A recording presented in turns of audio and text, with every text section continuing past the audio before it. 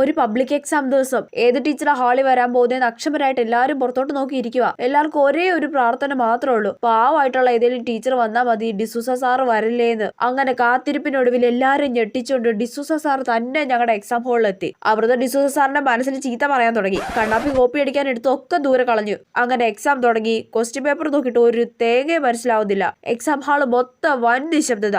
സഭയിൽ പോയിക്കൊണ്ടിരിക്കുക. ആരും ഒരു വാക്കും എഴുതുന്നില്ല. ഡിസൂസ സാർ ചായ കുടിക്കാൻ പോയിട്ട് വേറെ ഏതെങ്കിലും പാവ ടീച്ചർ വരലേന്ന് എല്ലാരും വീണ്ടും പ്രാർത്ഥിക്കാൻ തുടങ്ങി. പെട്ടെന്ന് ഞങ്ങളെ ഞെട്ടിച്ചുകൊണ്ട് ഡിസൂസ സാർ ഒരു കാര്യം പറഞ്ഞു. ആരും ഒച്ചയും ബഹളവും ഇല്ലാതെ ഉത്തരം ചോദിച്ചെഴുതു കേട്ടോ, ഒച്ചയാക്കല്ലേ മക്കളെ. ഒരു നിമിഷം ആ ഡയലോഗ് കേട്ടിട്ട് ഞങ്ങൾ ഞെട്ടി. ഇതൊരു സ്വപ്നമാണോ എന്ന് ഞങ്ങൾ ചിന്തിച്ചു പോയി. അല്ല, സ്വപ്നമല്ലേ, ഇത് സത്യം തന്നെ. എല്ലാരും ഭയങ്കര ഹാപ്പിയായി. ഇത്ര പാവമായിട്ടുള്ള സാറിനെയാണോ ഞങ്ങൾ ഇത്രയും നാള് ചീത്ത വിളിച്ചോണ്ടിരുന്നത്? ഡിസൂസ സാർ ചായ കുടിക്കാൻ പോണേന്ന് പ്രാർത്ഥിച്ചവരൊക്കെ ഡിസൂസ സാർ ചായ കുടിക്കാൻ പോവല്ലേന്ന് പ്രാർത്ഥിക്കാൻ തുടങ്ങി. നിങ്ങൾക്ക് ഇതേപോലെ കലിപ്പലും പാവമായിട്ടുള്ള ഒരു ഡിസൂസ സാർ ഉണ്ടോ ഗൈസ്?